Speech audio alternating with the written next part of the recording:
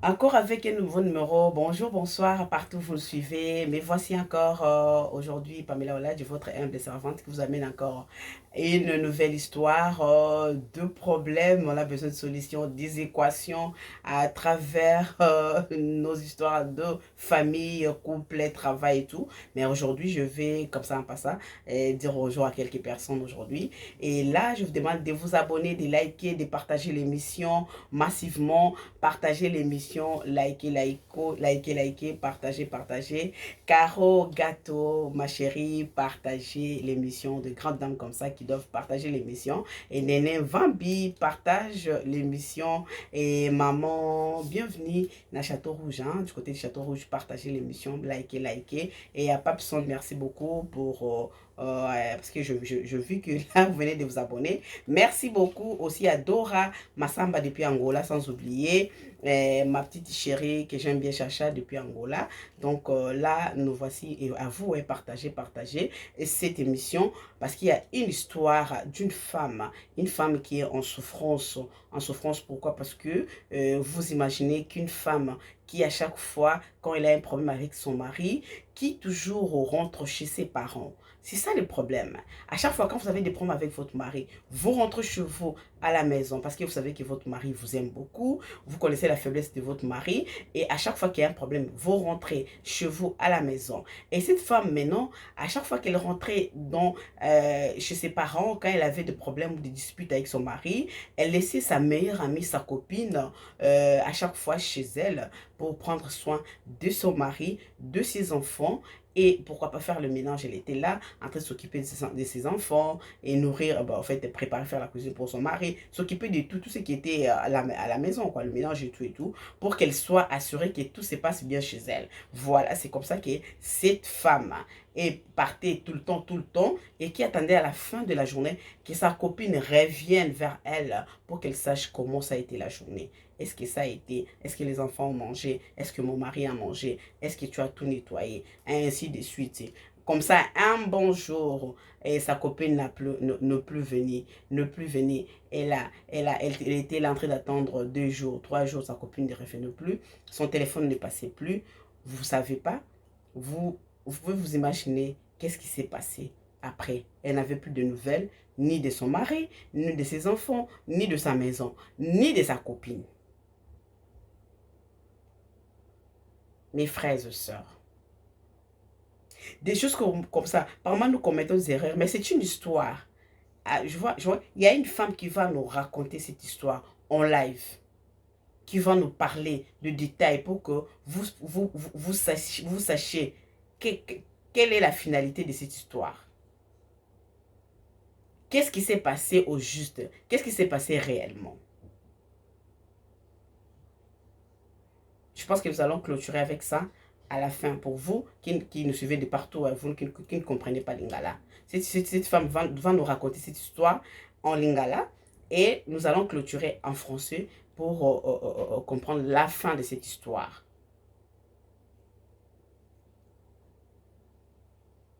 Partagez, likez, soyez patient. D'écouter jusqu'à la fin. Vous allez comprendre qu'est-ce qui s'était passé réellement. Voilà, nous les femmes, par moments, des erreurs, nous faisons des erreurs. Nous commettons des erreurs. Et on s'est dit, après, pour demander au bon Dieu, c'est après pour pleurer et pour dire que, pour condamner toute une famille. Pour condamner des sorciers dans la famille. Imaginez-vous une telle femme. Bandeko na biso napesi bino sumbote makasi, napesi bino susu botondi mingi mpona mokolo na lelo tokutani lisusu na lisolo oyo ya mwasi oyo apesi oyo mwasi oyo ya solo azalaki likambo moke kokende na bandeko na ye, kokende na famille na ye. Mwasi oyo azalaki kosola na mobali na ye. Me nakoloba mingi te parce que nakolinga toyoka penza oyo ezali penda bozindo ya likambo oyo, likambo ya somo, likambo ba erreur ya kosala te na vie, makambo ya kozongela te na vie. Toyoka ndeko mwasi ndenge azobeta lisolo, ndenge azoexplike biso nini ekomeli ndeko mwasi oyo. Napesi merci mingi na bala team de femmes sages, hein? parce que bino kuna na bi ki sagesse ebele na pesi mbote mingi na parlons femme TV ba mama nyonso ba parlons femme ya Olaji TV na pesi no ba mbote ebele ndenge nalobaki ke na kopesa mbote mpe na koremercie ba mama na biso oyo pe bazaka na biso o bazosunga bo basungaka biso o basoutenaka biso na natali bakota ba Château Rouge kuna mama Caro basa solo ba parisien na solo mama Caro gato na pesi ba mbote ebele partager émission partager liker mama Nene Vambi na pesi ba mbote ebele bakota Château Rouge mama bienvenue na Château Rouge tokutani kuna nde masolo pa mama bienvenue kuna nde masolo tokende kuna po nyuso tokoluka tozwa Fifi Nsango depuis Turquie na pesi bambote ebele Dora Masamba bambote ebele nazongi lisusu Paps na pesi mbote merci pour la commentaire na yo de l'autre côté du Sénégal ba sénégalais nyonso de l'autre côté du Sénégal je vous salue et puis na Paris awa ebele partout oza ko se retrouver na pesi bino mbote toyoka nini oyo ndeko na biso ya mwasi ekomelaki na makambo ya boye toyoka nini mama na biso alobi mpona likambo ndeko na biso oyo atikaka ndako na ye na moninga na ye soki aswani na mobali na ye akendaka toyoka nini ekomelaki ye tolanda.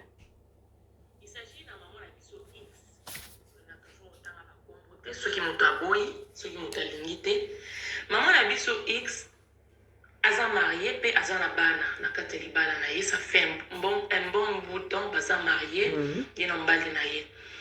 Alors maman na biso à chaque fois qu'il y a toujours une discussion entre ye na mobali na ye aza na habitude ya ozonga epa na bango à chaque fois discussion ezali akangi bisaka na ye akepa na bango tellement kayebi point faible ya mobali na ye na ndenge ke soki akepa na bango mobali na oya kobondela ye mobali oya kobondela ye po azonga na ndako alors amonela mobali kote wana ekoma lokola point faible ya mobali na ye donc mobali so ameki osala talika moke nakozonga epa na biso nakozonga epa na biso azokaka na koloba pe te azongaka pe pa na bango azongi après 2 jours 1 jour mobali aye abondeli ye azongi na ndako moke lisusu asalika bango ezala lokwa habitude epa na ye.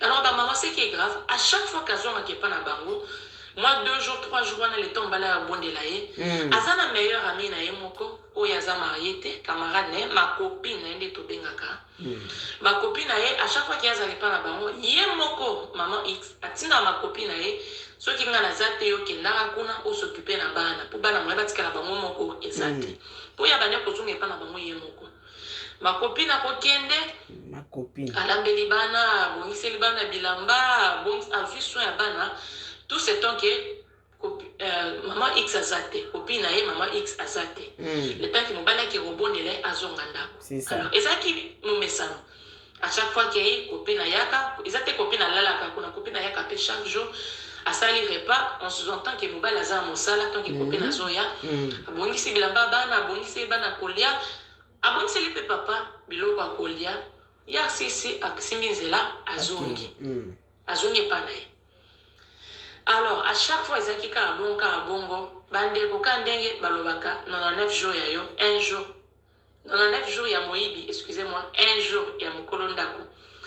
Il s'est fait que mukomsusu akei. Kokenda akei, le mari en avait tellement marre, alors bitou ok kozoaite, ok kobondela été parce que ça en était de trop. Ouais, voilà. Et puis moi c'est tout on appelle akangi na biloko azuna biloko ya important ya ndako akei. Pour apesa aloba pour apesa pena mobali kanda mobali kanda aloba ki aye fo yo bondela ngaka kava biloko ezonga akei premier jour deuxième jour troisième jour mobali ya bondela ete mobali azoya te en tant que ma copine paso ki na ndako asala toujours mosala ya misala mosala na bana c'est ça. 4e jour, en tout cas, le mari en avait marre à l'obétour au bon délai parce qu'elle est qui. Moi, c'est pas 20 jours, c'est la mbala au bon délai. Moi, pas l'obétour au bon délai avant de ne connaître pas la banque. Oh, ma copine a ceux qui n'a pas naté, a commis pour s'occuper de papa. Mais c'est normal. C'est la papa moi mbétou, avant c'est la papa moi lamba, moi chaussette, a repassé, avant papa qui est moussala. Petit à petit, la petite vient en mangeant. Ma copine kuna na papa, bah comme beaucoup y a na bolingo. Ma copine na papa bakoye na bolingo ma copine a moni que papa va toza na problème te papa aza bien abi c'est que ma copine na maman X nde aza mabe pona nini ya mesani nga pe to oyo nazonga nzala nazo je sika ba mama na nga ya kokamwa une semaine eleki 2 semaines pe ezalaki ke à chaque fois soki ma copine akenda s'occuper na bana chaque pourquoi ou bien na téléphone ou bien ma copine se déplacer ake pa mama x ake opesa rapport lelo nasalelaki bana boye lelo bana base comportaki boye mwana balobaki boye bane kopesa toujours ba rapport oh mukolongo ma copine azoya susu te une semaine 2 semaines 3 semaines ma copine azobenga te na téléphone ye moko mama lobi ndenge mobali aye te boye azobenga mpe mobali na téléphone mobali azoyamba te ye moko lobi nakenda kotala mpona nini mobali azoya te wana ba 1 mois déjà eleki baton eleki mpenza ebele je peux dire même plus mama x inde ye wana ke pana ekokende pana akuti ma copine bi ma copine mais yo ozocontinue kaka koya awa oyaka soki opesa nga rapport te nabenga ngo na téléphone ozoyamba susu te ata obenga nga mpe susu te po oyebisa nga comment que ça se passe ici avec les enfants tandis que yo moko nakuti yo awa ma copine alobi mama eza déjà trop tard vraiment ngai naza mwa mosala na ote mpona yaka nabongisela ko bana tanke yo ozepa na bino amona 1 minute 2 minutes après te mobali na ye bimi na ma copine basimbani mobali ya bino nalingi okomona so na ndako na nga te kaka ndenge okendaki wana kende libela ngai nasi nakomi na copine na yo ye mta komi mwasi na nga ye mta comprendre so na nga na makambo nyonso d'ici peu nazoki ekobala ye nga na yo tozo divorce omoni makambo mama na biso aye juste mama x aye juste azongi ameki kosala mpe mwa matata kuna me esimbi te parce que ma copine na papa basi bakoye na bolingo bana mpe déjà bamesanaki na bacopine bane koprendre so na makabi libala ye moko akabi mobali batika lona mitakomela mama na bango vraiment bamama na ngai likambo eza pasi mpe mawa problème na biso sikoyo eza awa mama na biso x akomi komituna akomi azoyeba so te asala nini mobali ayaka so kobondela ye te mobali mpe aboyi mbala bitikala epa na bino mais vraiment trop c'est trop mama akomi kotuna sikoyo akosala ndenge nini po aregagner foyer na ye po aregagner mobali na ye comment est-ce qu'elle doit faire azonga kaka de force na ndako na ye azonga na makasi ou bien asala ndenge nini na mama na ngomeka na kopesa bavi na bino mpe motuna mosusu ya mibale mama na biso x est-ce que eza malamu comportement oyo azalaki nango à chaque fois qu'il y a discussion avec papa azongi epa na bango à chaque fois discussion avec papa azongi epa na bango mais soki azongi epa na bango eza te kata mama na ye to papa na ye moko akoyaki basolola peut-être bango mpe basi balembaki kobenga mobali na ye ce qui s'est passé entre guillemets je ne sais pas réellement peut-être baparents mpe balembaki kozongisa ye na ndako ou bien peut-être balemba mpe makambo na bango alors est-ce que ezalaki comportement malamu ya kozongaka chaque fois epa na bino bien que akomisaki yango point faible ya mobali fo ayaka koluka ye mobali tekaki fo ayaka akomisaki yango point faible est-ce que ça comportement malamu en tant qu'une femme mariée à chaque fois il y a un petit problème yo wana okangi bisaki ok yo wana okangi bisaki ok c'est bien ou ce n'est pas bien peloko ya misato motuna ya misato se confier pas à camarade pas à ma copine tant que toi tu n'es pas chez toi c'est ça tant que ma copine au départ azaki na idée ya mabete au départ bane kosala na motema na ye mobimba mais quand ne balobaka batiaka taba esika moko na pondo te si je me trompe pas adage na toloba na lingala à chaque fois ma copine azoya wana ezalaki azoprendre soin na bana akoprendre soin ya papa bolingo mpe komikomata ma copine na biso et maman na biso est-ce que asali pape azalaki na raison to te ya kopesa confiance na ye epai ya ma copine na ye po akenda na ndako na ye à son absence soki azongi epa na bango mpe eloko ya 4e bamama ma copine na biso tokopesa ye tort to tokopesa ye raison tokopesa ye tort to tokopesa ye raison sur le fait que abotoli mobali ya bato ya ma copine na ye maman x yango na likambo toza nango bamama merci oh là là quelle histoire vraiment oyebi ke emona milobako le naloba na émission nalobaka keno epuis expression nalotikaka te kolobaka keno le moko motu sololaka na yo moko c'est-à-dire yo moko ofandi neti nga na fandi boye Pamela Olaji na mitali mpa na kitala ta naosola nanga moko na mitala mpenza na bi est-ce mamu nasalaka mpenza eza makompena ya malamu na vi na nga to te parce que yalabaki bato ebele bakangisa bato bandoki bato ebele bakanga bato bandoki na bafamille c'est-à-dire okanga mutu ndoki mais mutu ba temo okanga ndoki ya sala eloko te pa ye olia ope très bien, c'est-à-dire pour okosela déjà makambo déjà bato so azala déjà bandoki mazala pe ndoki te tout comme peut ça dans misale mabe mais a calculer yo te mais bino bokanga bango bandoki après le mona ali ope na bien parce que so okosela mutu likambo ko tama batake yo keba yo zwa yo po yo okosela makambo ya loko fundi injustement pa nzambe.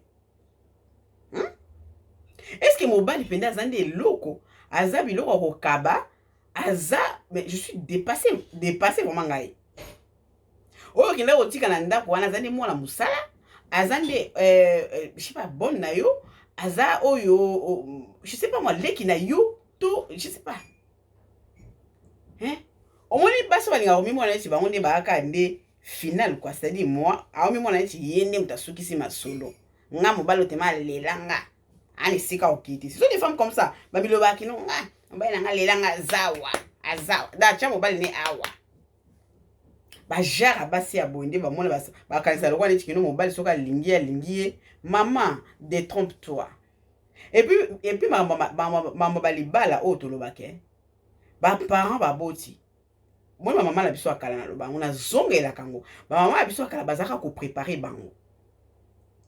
Est-ce que lelo ba maman va préparer susu bana na ba mabala to libala ngo elakisi nini to yeba biso nyonso pena to yeba lamba biso libala elakisi nini signification libala ezani est-ce que libala bato bazwa ngo na sens nini mutu moko aloba ki libala ezali makambo ya bato ja baza ba mature ezali libala bato bazwa vie likolo te.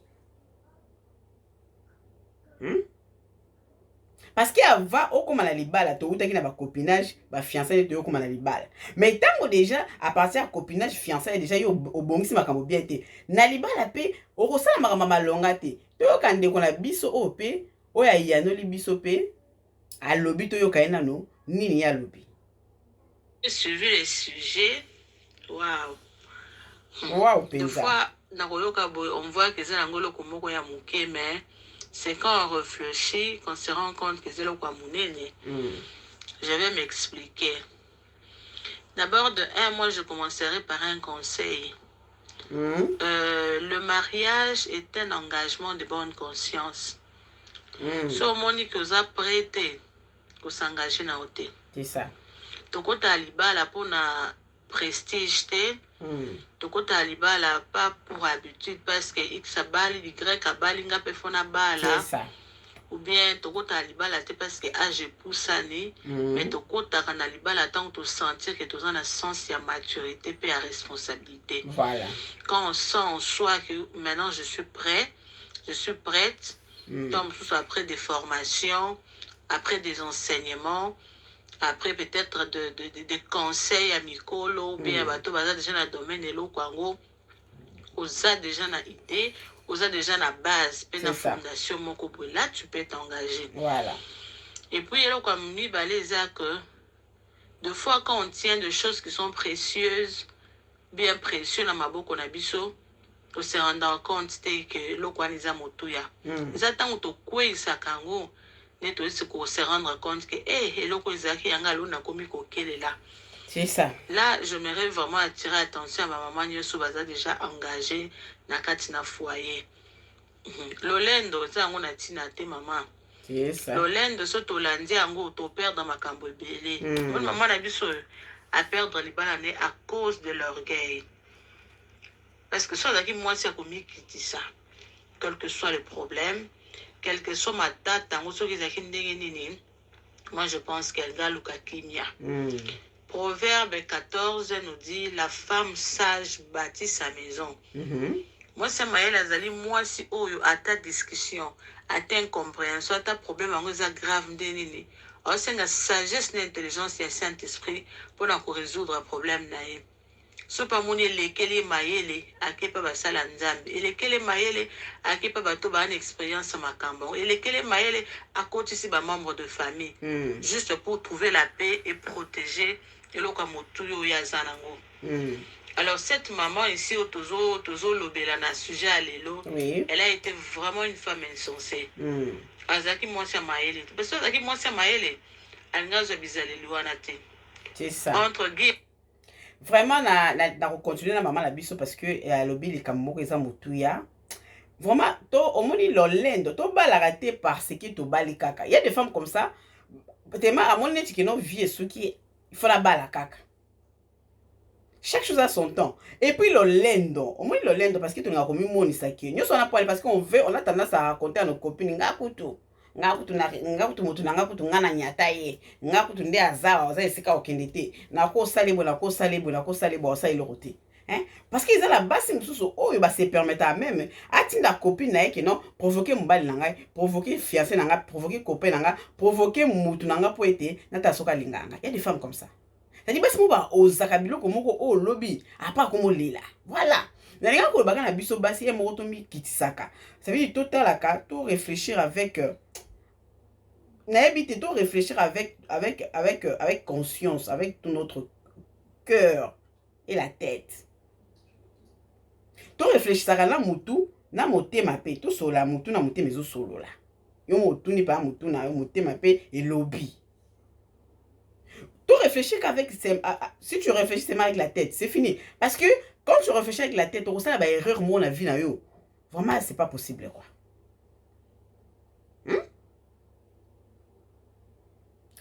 Pourquoi bato il faut bala pona o bala pona on a bali na bala pona ne bandi kuna so bali na bala pona ba o basali boy na bala pona to fa bako bala pona wana tala ba conséquences monsieur yela bato mariage zata mozo kende okei penza mutema na mobi que non j'ai mes deux pieds sur terre na koti camarade oui azani de kubozana ye mais ozana limite après pour na okende ko prier ka lelo ba prier ba sujet mingi saka nini ba mariage soki basi sujet so tempe me ezaka mamba libala ata ko tina libala ndeko mo ayebisinga ma Chantal Tumba bonjour de passage na Paris na pese mbote ma Charlotte pe na 20e arrondissement na Paris na pese mbote comme ça maman ayebisinga lobi mais au moment la basi les problèmes c'est quoi tolukaka o libala o nini l'air maintenant aux yeux en soko abiso taille mamoto sami basi zaka kamambu ya mibali abala akomi ba prière mobali na ngai aza infidèle avant la rater abimaka so avant bala son abalité nzambe pesa mobali boy na boy ba to comment on négliger na bana likola mibali parce que tout le temps ba mibali ils nous prennent la tête mais là ce qu'on joue libala on pose mobali on comme qu'on négliger voilà le problème toujours continuer na maman la biso oyo azo pesa biso makanisi pe ndeko moi c'est pas fan azo afin pas zo landa ala la biso na ebe sa copine ngope alanda biso azolanda biso toyoka ne maman la biso azo continuer. Je me pose seulement la question si elle a été préparée pour être une femme au foyer. Pour je vois mal au fan de Panabino tant sous sujet à prière commander libala nzambe pesanga libala nzambe mobali nzambe na bala nzambe apesi yo mobali wana honoré yo bobala ni boboti na bana après lobi moi discussion muso okangi biloko okepa na bino soit aleke na délivrance te so to bito zoba paramètres nyonso oui parce que c'est difficile que moutage moi discussion zo ka pa na moto ça na lien moko famille ils ont réclamé peut-être na libala na pardon na libota na moto ebite so bazana accès à kubala peut-être na libota na mama kanga moi quelque part ou bon on se faut bazonga kana ndoka famille. Ça, c'est mes analyses. Pour l'homme qui a un cas pour un bino. Alors, je me dis, c'est que quelque part, dans la lien, mon famille, ils ont réclamé, petit n'a qu'à zunga. Et bon, il y a un problème, il y a un problème, dans toutes les discussions, mon bal a faute. Elle a toujours raison. Dans mon amour, nulle part. Moi, je sais que dans un foyer, quand il y a un problème, le mari a la part de responsabilité, la femme aussi a la part de responsabilité. Mais ce qu'il y a bandia kuzunga c'est que à comprendre non telonia kende kosana ndako libala. L'homme a quitté, l'homme s'est attaché à la femme, mais la femme n'a pas quitté et la femme ne s'est pas attachée à l'homme. C'est ça.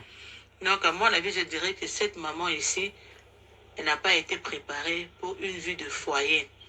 Aujourd'hui, à tabana oyo botite, obinatika bana kende pas. Parce que là on y a motu ezaki ya malamu wazo ke kusho epa na bango kuna. Ketanga bande kozonga na epa na bango. Est-ce que maman na bango akokaki ata kozwa ete kozongisa na ndako? C'est ça. En tout cas, entre parenthèses, si elle était ma fille, quel que soit le problème, na kosimbo na liboko tozongi. Na fandi sina yo na mobali papa elikambango eza nini? Bobo misa. nde bakoko na biso baenseignaka biso na baparent ke soki likambo eza na foye omoni mwana akangeli obisaka akotia motu na mbetu na yo te akolala na ndako te il faut azongi epa mobali nde bakende kobongisa. C'est comme ça. Po na likambo ngo bande sujet bande osonisa bango toyebi te. Mon suppose seulement abandonner tes enfants, partir comme ça pour yo liozwa kaka raison. Donc je pense qu'elle a commis vraiment une grosse bêtise, maman. C'est ça.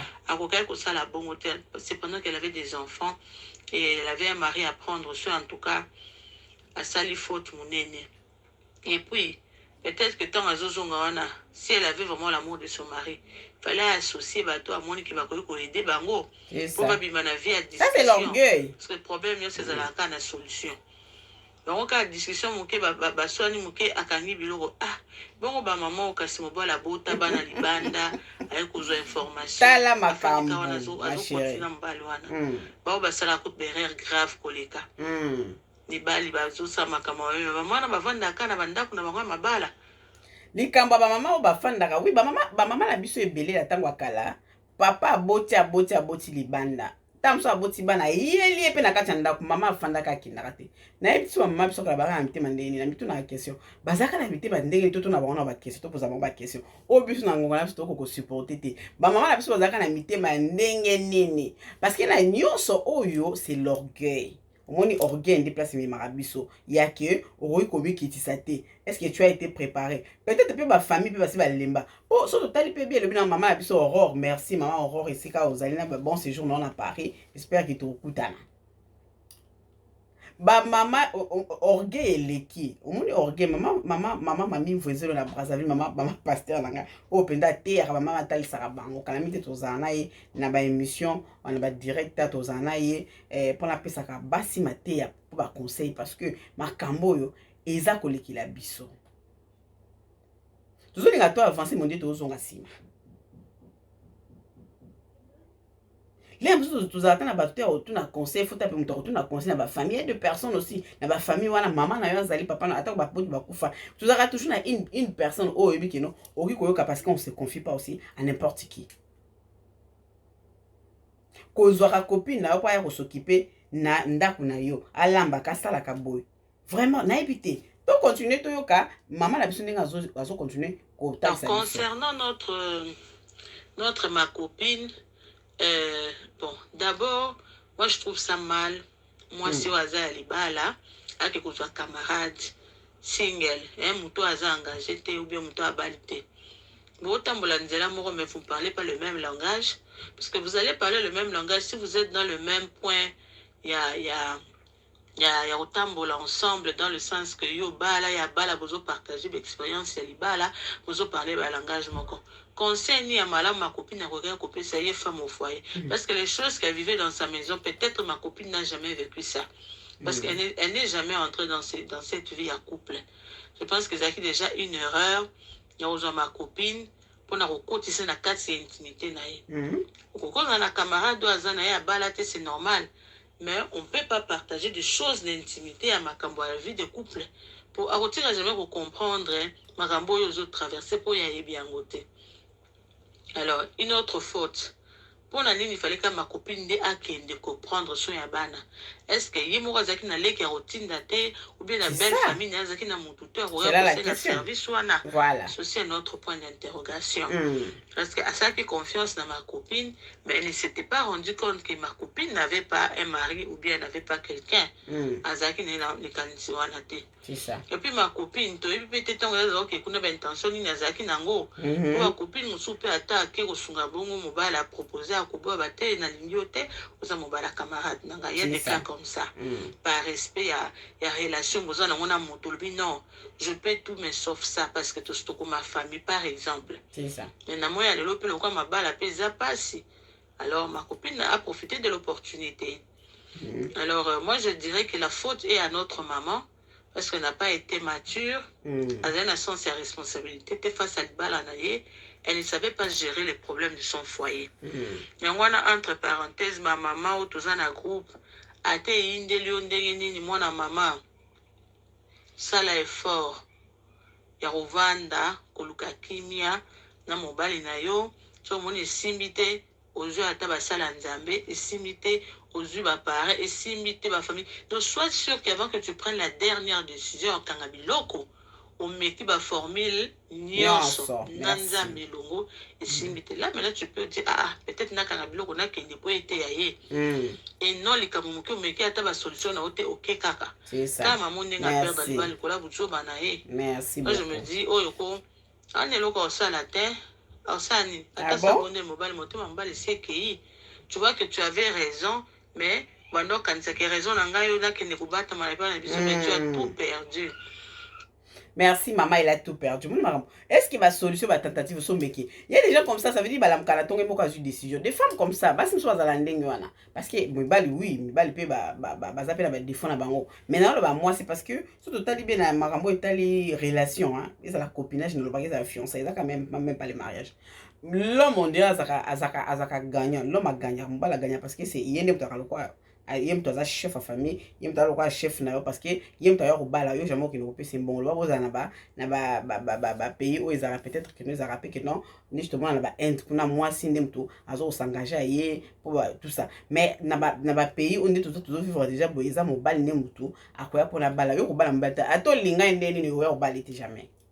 Pe balibala basi wa ya opesa mbali mbongo po lingi mbali makasi po babali kaka suka ebe ba po mokolo boko songa eloko moko otindikela yo a faire comprendre que non yo penza ko obalaye hein et pour oko souffrir ba bloka bobo mekate donc ça la moi émission parce que j'ai déjà la bateau oh déjà ba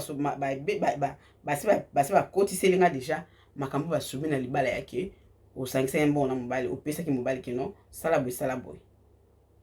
Maman la biso bola la biso numéro la biso ya téléphone ezana beaucoup comme la biso beaucoup ko benga biso to ko réagir inbox beaucoup na kati beaucoup comme la biso na WhatsApp na privé bo bete la biso pe oyo ya bino oyo moni kezo tungisa makambo ezo tungisa parce que ba maman la biso a andi to ba solution na maman tant bazo pesa ba conseil ya boy bazo talisa boy ezo suka maman belende ba témoigner na kati ya émission oyo toyoka maman boy est-ce que na mobali na ye est-ce que convaincre mobali oyo est-ce que convaincre ye na nyonso eleki po ete azongela libala na ye po copine pas pour copine be déjà à sa telemi a dindami ye pas le be ko tikate est-ce que mobali oyo maman oyo convaincre mobali na ye to kanande ko na biso.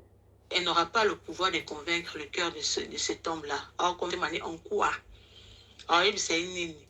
Pour déjà, ba faute, oh, il y a sali wana, ya okendaka. L'eau monte, ils ont garanti, mobile, que soit la zone ici, elle sera stable.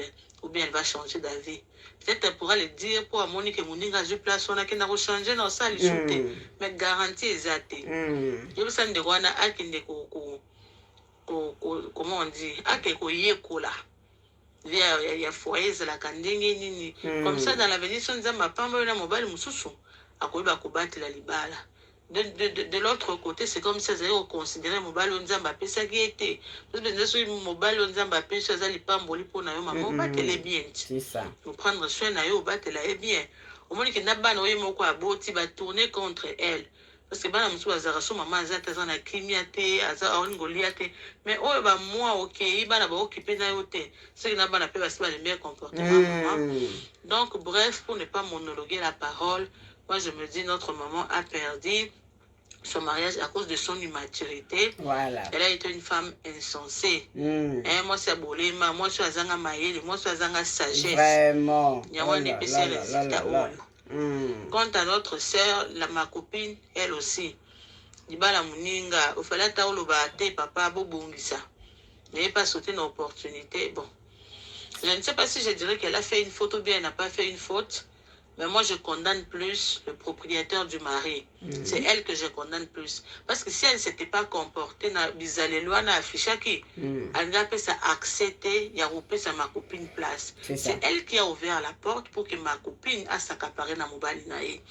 Donc, la faute de ma copine, c'est seulement parce qu'elle a dit oui, dans mon balinaï à bateau. Mais une grande partie a faute. En tout cas, tu attribues à mon maman Nabiso, Mukolo Mobali. Vraiment. Donc, je pense que contribution à Ngwana. Merci beaucoup, merci beaucoup. Merci beaucoup, ma maman, la team de femmes sages. Boyo qui boigne, sagesse c'est bimakuna ya osakanate. Sagesse c'est bimakuna ya osakanate. bozo mona esika nini basi mususu ye moko a perdre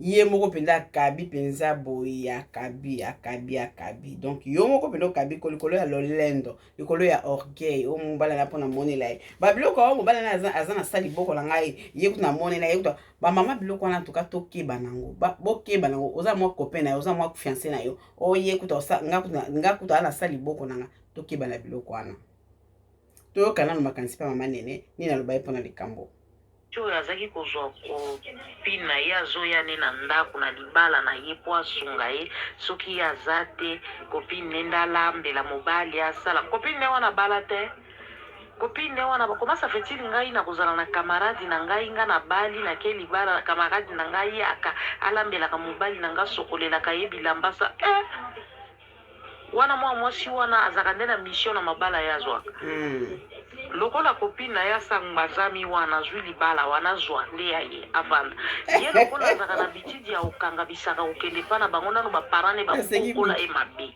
pasi ere ozobalisa mwana azokende libala na ye te ya ye ndenge akei wana ngai musi na ye natumbi mbetu na ye chambre ne napesi bato mosusu koma mwana na nga kozala asala bali ake libala aswani atoki biloko nyonso ya ndako aye nango mama pozotala mama baparent politiki alali te ero kozongozongi maboko pamba boswani lisusu ozwi biloko nyonso tomona bana basi ya ndenge wana tomona bana basi ya ndenge wana nga nazalaki na grand frère na nga naza na grand frère na nga azalaka na mwasi na ye akokenda potani ale amemi biloko nyonso ndako akepa na bango mokolo akozongazongi maboko pamba bapotani liso azwi akei mobali akokende lokolo epa bamwana wana baetika ye bongo akendaka kozwa biloko lokola bango bazanga atondisaka ndako na bango na biloko wana ya libala atikala kuna oyo azwi ekoki ye siko kamaradi na oyo asango banzamisaki na ndako mpo alambelaka ye abongiselaka ye bana kayabongiselaka ye bana asalaka oyo akoki kosala arekipere ye nanu kutu azalaki kolia biso azoluka mobali azoluka azozwa te azwi mwa okazio ya bopete ya malembe apete nyonso wana mpe akende mpa na bango lokola ameseli bongo ok mama merci oyo nga nakokaki mpe lisusu koloba merci beaucoup mama Nene mpenza oyebiki franchement mpenza mama Nene mpenza alobi mpena keno azwa angwanza mafanda akende lisusu te sadi makopine wana makopine na biso oyo atalisi biso mpenza keno azwa antoka nazota bakomate mpo nabaki na lotanga mpe ba sms tokobela toya franchement makambo oyo ya makambo moko très compliqué makambo ya boye vraiment ezopesa pasi mingi tozotala mpe bato bakomelaki biso mpo bato bandeko bakomela biso mais mama Joséphine toza de cœur na yo vraiment toza de cœur na yo on est ensemble depuis Zambie toza de cœur on est ensemble vraiment franchement on est ensemble nalingaki toyoka mpe nano mama na biso oyo ye mpe vraiment alobaki mitima alobaki ka moke mpo azalaki na kanda makasi tolanda ye mama Joséphine mama Esther Joséphine depuis Zambie tolanda ye pesa libala na moninga ozwi kopine na yo pas même bonne pas même bonne tolobaki soki mobali nde moto alokaka bonne abanda kokengela bana kokengela ndako tusa wana eza likambo mosusu ye moko azwi kopine na ye ake kopesa moninga abanda kubongisa ye nde moto alembi libala ndenge na ebandeli olobi ke vraiment Ma Pamela, bon après-midi. Je sais que nous sommes merci à même heure ici que nous. Je sais pas s'il y a une différence, peut-être une heure. Oui, voilà, c'est ça. Maman Nangaye, ma somme vraiment. Mais oya zazoba maman. Oya zazoba, zoba ya moi si suka ya bazoba. Yo mama ata yo moko. Mama Pamela, okoki kozwa pondu okende kotia na ndako bisika bantaba bazali okangi na barriere otikile bantaba na kati ya lupango wana bakotala yango ntango bazotala bato bakobanga ntango bato bakobima bakolia yango ye moko apesa libala na moninga ozwi copine na yo pas même bonne pas même bonne tolobaki soki mobali nde moto alukaka bonne abanda kokengela bana kokengela ndako tusa wana eza likambo mosusu ye moko azwi copine na ye okabi kopesa moninga abanda kobongisa ye nde moto alembi libala ndenge na ebandeli olobi ke voilà en tout cas mama na biso tosuki wana ye nde mutu alembi libala comment okozwa ntaba na pondu otie place moko vraiment nanga nasukisa kaka na est ce que bakozwa ntaba na pondu batia en place moko mutu mpe akotala yango aza te ntango bato bakotala alobi wi to bato bazali wi bakobanga mais so bato baza te ntaba akolia pondu mpo pondu efanda nango kaka na ezozela nango balia na bango yango akolia très bien mpe akolia yango très bien donc na makambo oyo ndenge touti kotalisa bino esali pasi mpe mawa wama mpona bato ya sms bato bamessage tokotanga ata quelque 2 message totanga ata mwa 2 message mombe mpo epesa esala bien quoi mpo bato bazokoma ifo totangaka na likambo na nga nalobaka boye ke à toutes les femmes oyo mutu fozala na confiance na yo moko epuis basi ifo komikitisa tolukaka kosimbaka moto te mpo moto basimbaka yango te so osimbi ozika basimbaka moto te tosika kosala baerreur wana ya ke onga boye komeka magie tomeka magie te cetadire tomekaka te bamosusu bamekake onameka nano kana ta so mobala yango akoreagir comment mobala azalaka na patience moko boye akopasante lelo obongo lobi akopasante lelo lobi kite tike mobala yango akopasante so lobi akopasante te tokotanga quelques messages ya bamama shalom bamama oui shalom mama na biso mama na biso akomele biso depuis France mais topesa kombo te mpo apesi mpe kombo mpe te merci beaucoup mama mpona sujet kitoko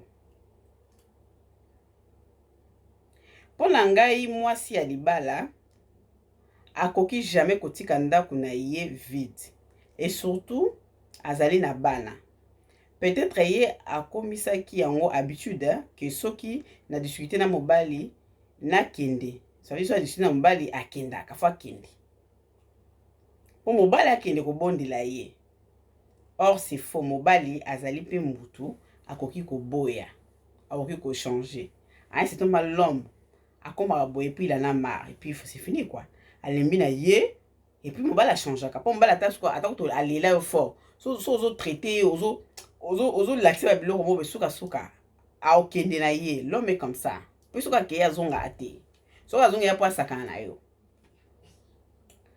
to continue message mosusu en plus ase confier na ma copine peut-être ma copine mpe abandaki koenvie libala na ye voilà arrivera mpe ta mosusu libala na ye arrivera libala to mobali na ye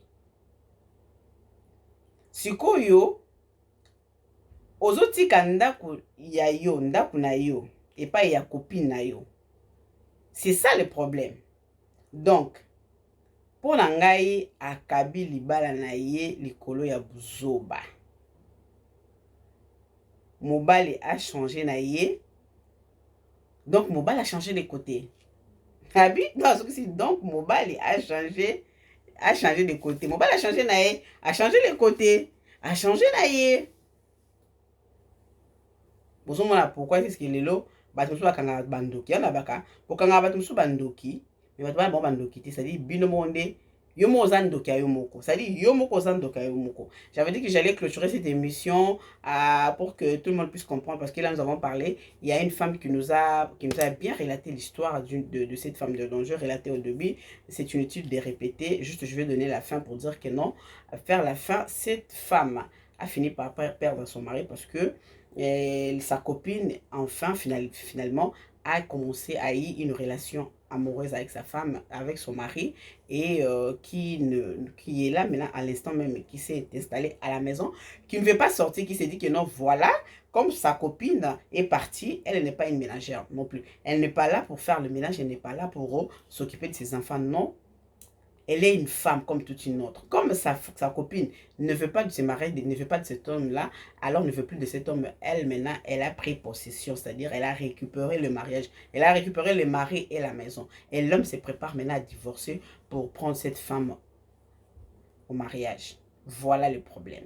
Donc, la femme a tout perdu. Et même les enfants sont maintenant habitués avec la copine. Et puis, voilà, c'est comme ça, elle commence à pleurer partout. Elle pleure maintenant. C'est sa femme maintenant qui pleure parce qu'elle veut récupérer à tout prix son mari. Donc, que passez-vous de cette histoire? Et l'homme ne veut plus. L'homme a dit que non, niet, il ne veut plus. Il a retrouvé une autre femme. Donc, ce n'est plus elle, c'est sa copine. Hein. Sa copine maintenant est la femme de sa vie.